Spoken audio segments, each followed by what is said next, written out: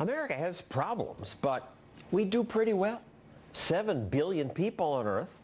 2 billion struggle to live on a buck or two a day.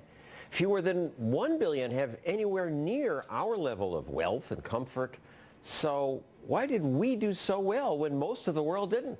Well, Johan Norberg knows the answer. He studies economies around the world for the Cato Institute. What's the answer? The secret is to allow experiments, to allow millions of people to try out in their own lives, to find out new businesses, new innovations, new technologies. So in other words, it's about economic freedom, giving people a chance to get ahead. And you just returned from a trip around the world where you made a documentary featuring pockets of success that you found, and this will run on PBS stations. But let's play part of what you say about Chile. Chile is a stunning example of what can happen when a country embraces economic freedom. In 1975, Chile was next to last among all the countries ranked by the Frazier Report. Today, it is among the world's top 10 economically free countries. This happened because the Chilean dictator hired a group of young economists from the University of Chicago, students influenced by Milton Friedman.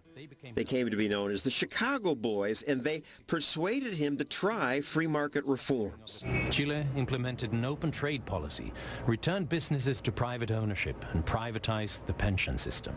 Its poverty rate was then 40%. Today, it is 14%.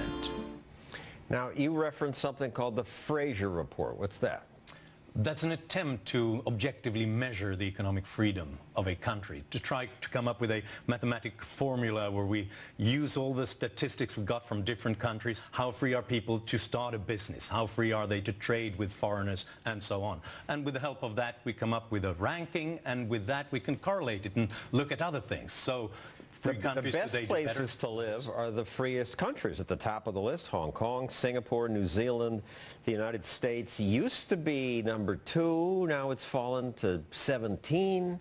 Why did that happen? The world has been liberalized to a dramatic extent because people realize that this creates very great opportunities to them.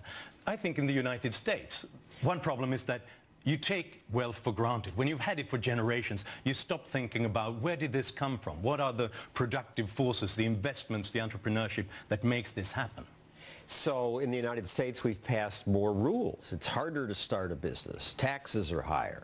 And that dropped us on the list? Yeah, and you bail out the automotive industry and you don't really respect the property rights over there. And all those things are dangerous. I mean, a reputation of a country, it stays for quite a while, but it takes a lot of time to build it, to make people certain that in the long run, if I invest in the future, then I'll get ahead and my children would lead a better life. But if you start to mess with that too much, with too much of arbitrary government, people will be much more short-term, and that's dangerous. And Chile was your model of success, and it's done very well. But now I hear they're about to elect a leftist government. They don't understand why they're doing well. People don't get it.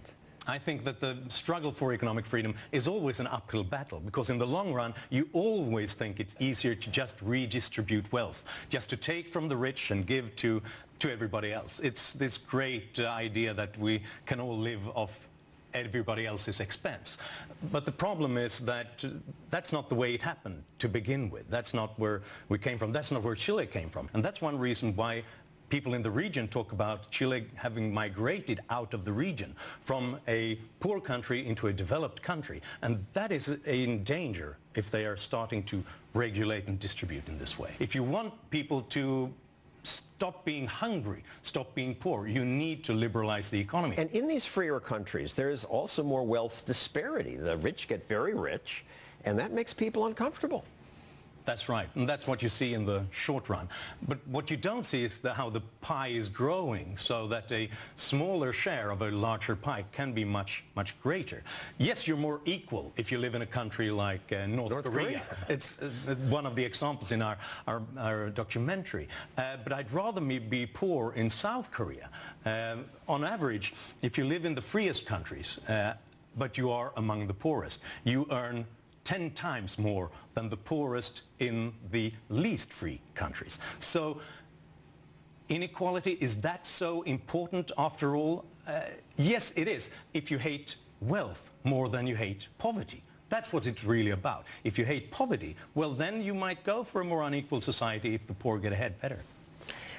Let's move on to a more recent success story in Africa. You went to Zambia.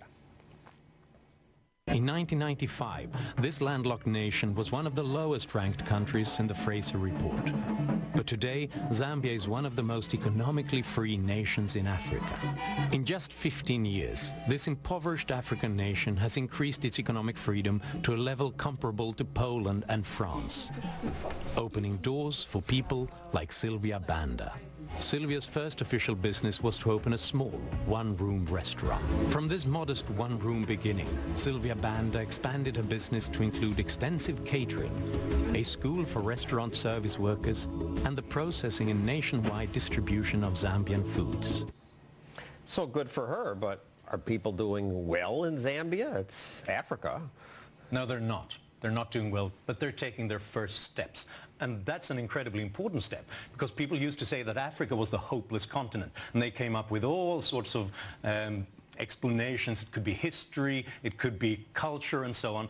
But what we see is that when some African countries begin to liberalize and give people the chance to start businesses, to trade, you know what? They begin to make progress as well. What we need is the creativity, hard work of people. Thank you. Johan, coming up, economic freedom means allowing people to try something new, as he said, like a new business.